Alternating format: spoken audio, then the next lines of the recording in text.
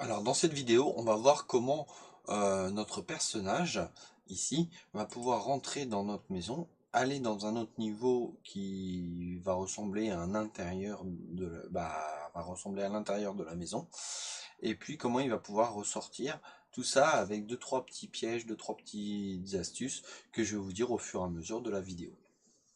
Alors, qu'est-ce qu'on a besoin? Avant, pour entrer dans une maison, on a besoin d'une porte, tout simplement.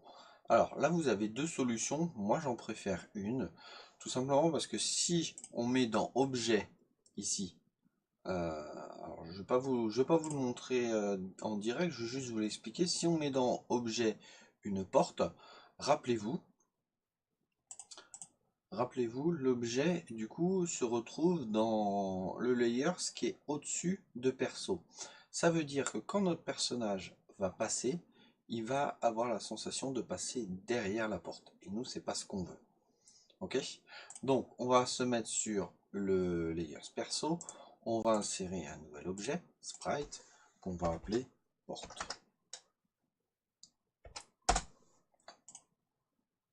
Vous allez chercher dans le dossier ressources et vous avez une porte déjà toute construite. Hop, voilà, on vient la positionner, très bien.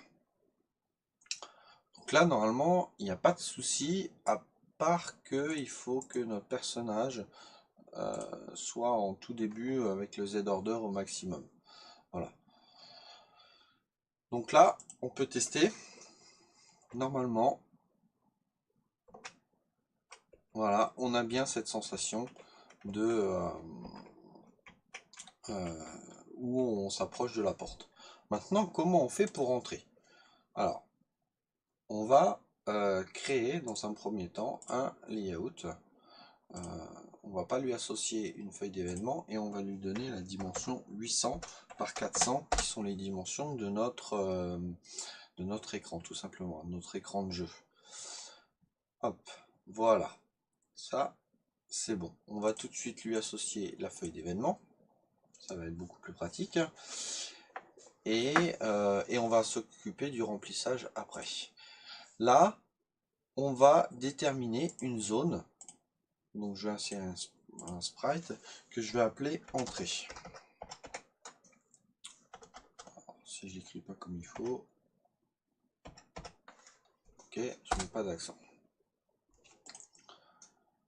Là, on va déterminer une entrée comme ça. Voilà, c'est juste une zone. Hop. Et je vais la mettre ici. Là, c'est pareil. On peut lui mettre une opacité à 50, histoire de voir un petit peu au-dessus. Donc là, c'est la zone de collision. Voilà. Les zones de collision, au pire, on peut même les désactiver et puis voilà. Quand on en a besoin, on les réutilise. Donc là, je me mets là, au pire, voilà. Et ce que je veux, c'est que ça ne soit pas visible. Ok, très bien. Là, on va s'occuper de notre layout 2, où on va créer euh, notre niveau. Alors, pour créer notre niveau, on va utiliser la même technique, comme ça va vous permettre de revoir un petit peu comment on utilise TimeApps. Ok. Là, je vais utiliser la grande feuille avec plein d'objets, et vous allez voir qu'il y a une petite particularité. Alors, déjà, si je dessine, vous voyez à l'écran, je ne sais pas si c'est bien net, ça prend 4 carrés, je vais juste cliquer par exemple sur quelque chose d'assez visuel. Allez, sur ça, voilà, j'ai un espèce de truc comme ça. Moi, je veux juste un carré. Alors, tout simplement, ça fait ça parce que il faut qu'on mette dans les paramètres du TimeApps 16 par 16. Ça correspond à la largeur et la hauteur de notre carré de sélection. Donc là, vous voyez, déjà, on a un plus petit carré. Donc si je prends juste, je sais pas moi, juste ça, voilà, vous voyez, là, j'ai un petit carré de sélectionner. Alors, on voit pas trop bien. Et puis même, les objets sont assez petits.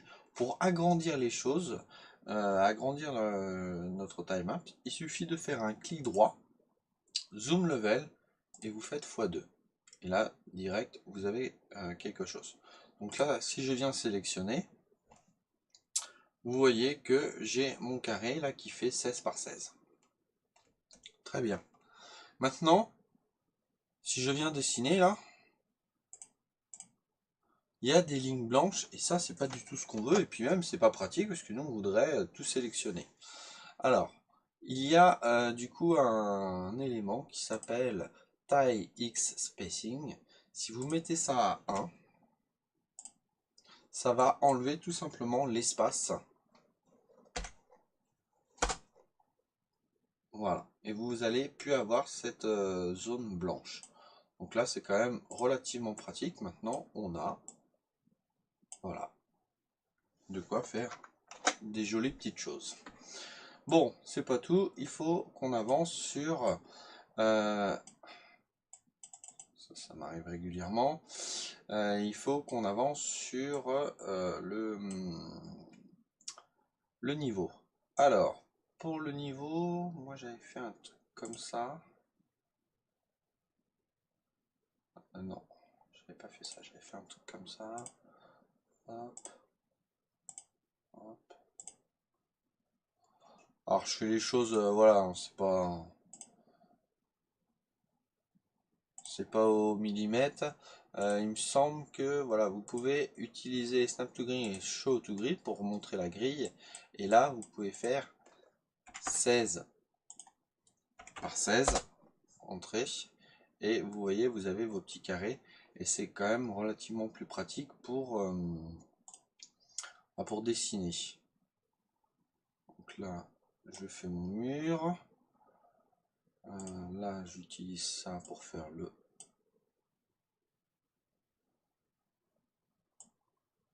haut. Ok, je vais faire la même chose pour faire le bas.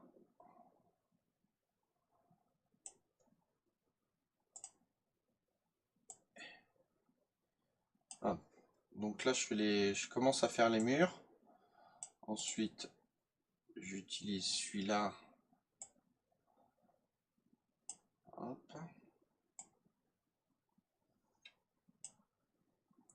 Hop. Je peux supprimer.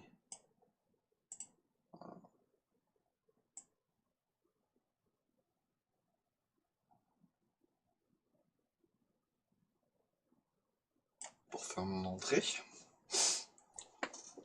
Très bien, donc là on a nos murs. Il nous manque quoi? Il nous manque une espèce de parquet. Je vais prendre celui-là, il me semblait pas mal. Ou l'eau, bon, peu importe. Franchement, là, je vous laisse avec votre côté créatif. Hop. Et là, déjà, on a l'intérieur d'une maison qui est relativement potable. En tout cas, on voit bien qu'on a l'intérieur d'une maison. Et ce qui me manque, c'est un espèce de bar. Je vais faire un truc comme ça. Alors, pour faire le bar... Toc, non, je vais pas prendre ça, je vais prendre plutôt ça. Enfin, le bar ou le comptoir, hein, c'est pas obligé que ce soit un bar. Hop. Voilà. Là, je vais mettre ça là. Voilà. Donc là, on a notre espèce de comptoir bar, relativement sympa. Et qu'est-ce qu'il nous reste à faire? Eh ben, écoutez, pour l'instant, c'est pas mal. On va laisser ça comme ça. Si on a notre perso à rajouter, parce que sinon, ça va pas le faire. Vous savez que si vous êtes obligé de rajouter le personnage, sinon il n'apparaît pas et ça ne fonctionne pas. Donc là, on va insérer un nouvel objet. Vous vous doutez bien, si on a fait une entrée, à un moment donné, il va falloir mettre une sortie. Tac. en noir cette fois-ci pour différencier. Hop.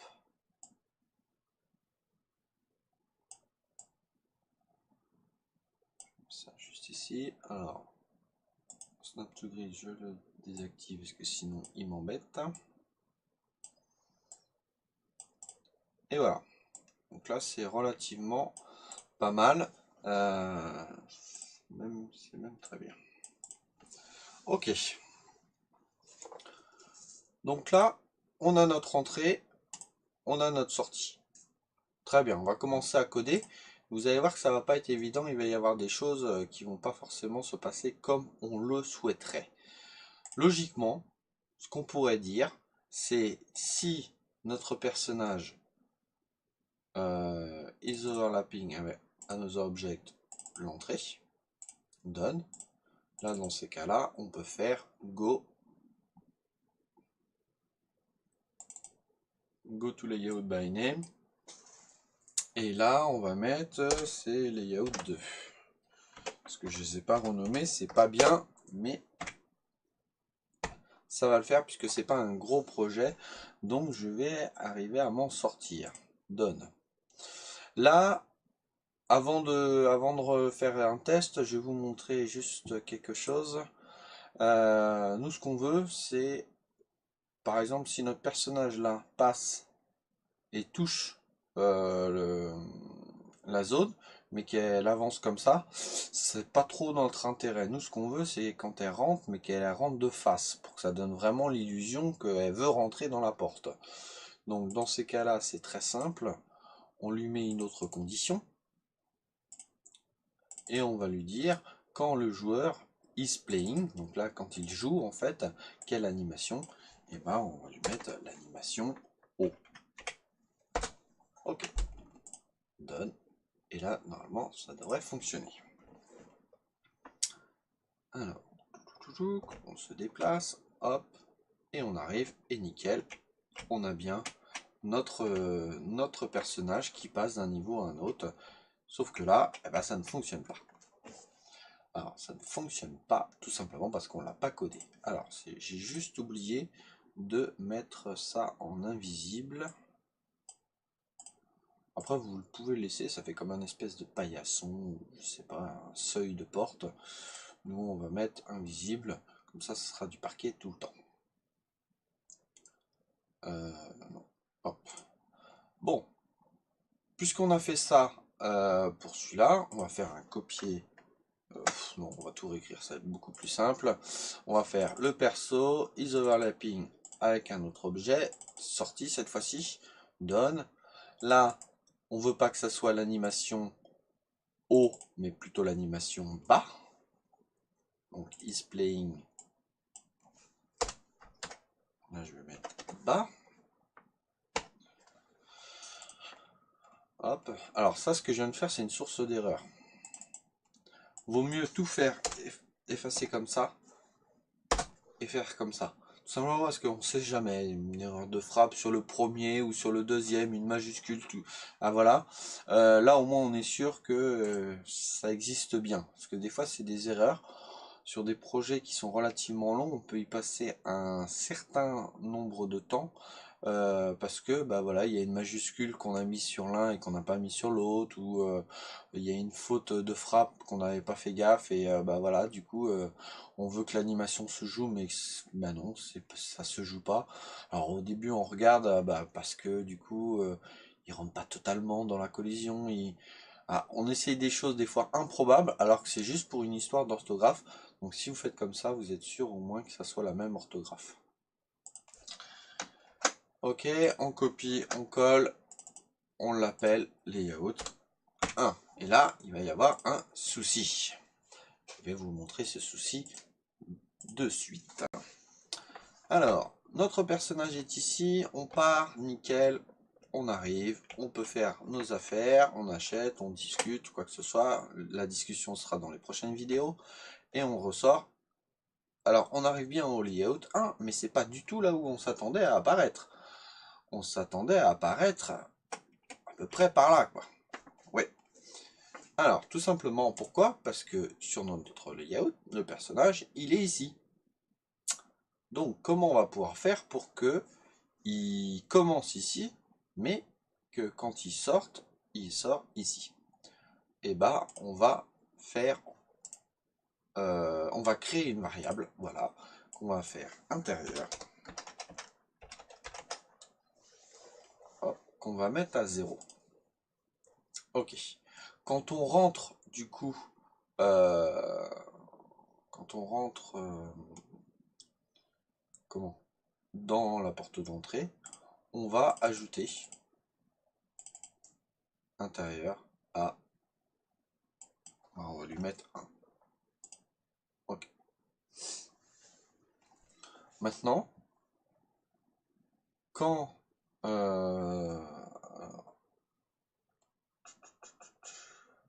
je regarde pour être à peu près sûr que de faire à peu près la même chose. Alors sur le projet, je viens de voir, alors ça n'a aucune importance, vous mettez le chiffre que vous voulez, il faut juste que ça soit clair. Donc moi dans le projet c'était 2, mais ça peut être 1, voilà. Et là, par contre, vous mettez...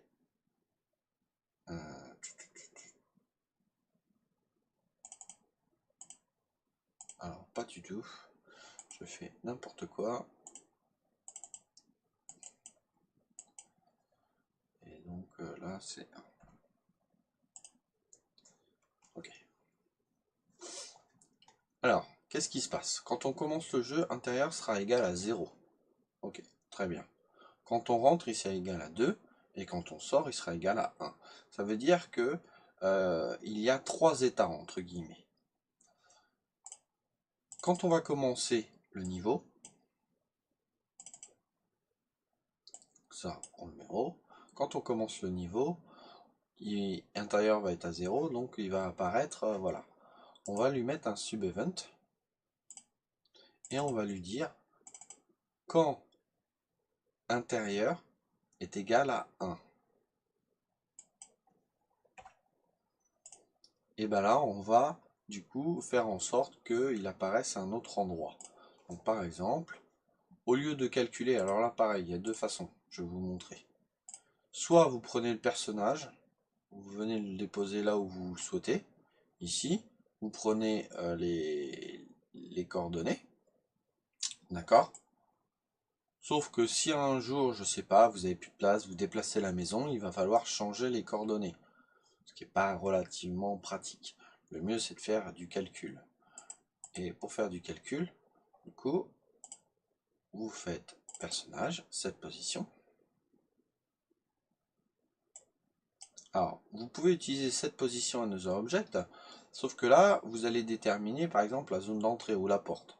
Et il va y avoir l'effet où il va apparaître en plein milieu de la porte. C'est pas forcément ce qu'on veut. Vous pouvez très bien utiliser cette position. Là, vous pouvez taper porte.x, coordonnée x de la porte. Jusque là, pas de souci. Et porte.y plus, du coup, puisqu'on veut que ça descend, d'accord, plus, je sais pas, 25. Peut-être beaucoup, je vais faire des essais, on va voir si ça fonctionne ou pas. 25. Ok. Toc, toc, toc, toc, toc, toc. Hop, on va voir si ça fonctionne.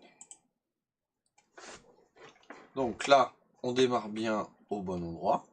Nickel. Hop, on arrive bien, on fait nos affaires, on redescend et on ressort bien. Nickel. Ouais, 25, c'est pas mal en plus. Donc voilà. Donc, là, de toute façon, je ne peux pas sortir. Mais là, par exemple, je peux. Vous voyez, si je passe à côté de la porte comme ça, sans vouloir y rentrer, ça ne marche pas. Et là, il suffit de se tourner pour que, du coup, on puisse rentrer et ressortir.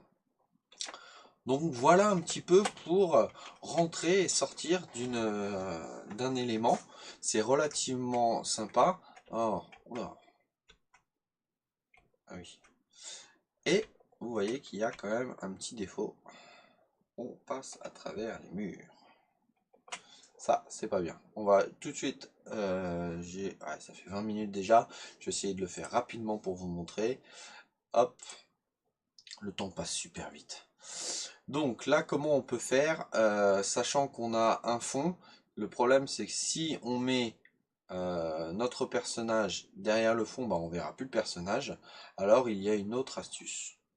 L'autre astuce, c'est de créer un nouveau timeline. On prend toujours la même carte. Les paramètres, on les change aussi.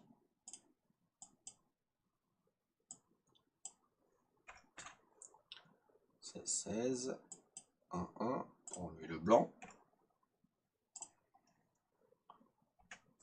Allez. Voilà. Et on va reproduire ce qu'on a créé. Donc de souvenir, c'était ça. Ça.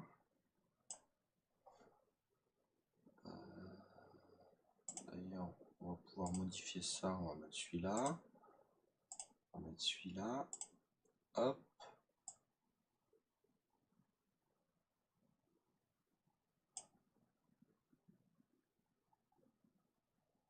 Comme ça, on n'est pas obligé de le modifier. Là.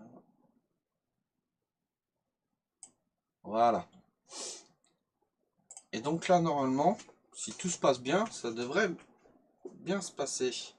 On passe bien derrière, pas de problème. Bon, vous voyez qu'il y a un petit défaut. Comment ça se fait que... Ah, c'est qu'il est peut-être... Alors, je vais ôter le... Ah oui, ça, c'est le défaut.